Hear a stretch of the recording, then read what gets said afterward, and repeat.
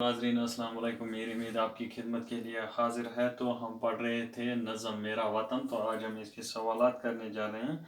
इसका पहला सवाल जो है, शायर ने नज़म में किन किन परिंदों का जिक्र किया है? तो इसका जवाब है, शायर ने नज़म में इन परिंदों का जिक्र किया है: चिड़िया, तोता, मैना, मोर, कोयल, बुलबुल, कमरे और चकोर।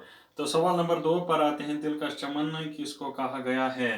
तो जवाब है इसका, दिलकश चमन वतन को कहा गया है। तो सवाल नंबर 3 पर आते हैं, है फिरदौस का इस चमन पर गुमा, इस मिसरे से क्या मुराद है?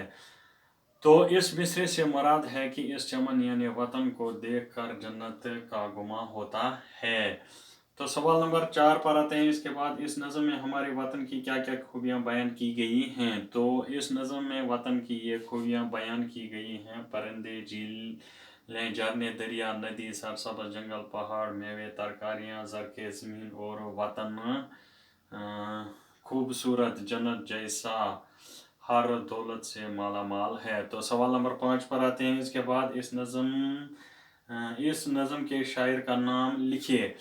तो इस नज़म के शायर का नाम शेखुद्दीन नीर है। तो सवाल नंबर 6 पर आते हैं, शायर इस नज़म में क्या पैगाम देना चाहते हैं?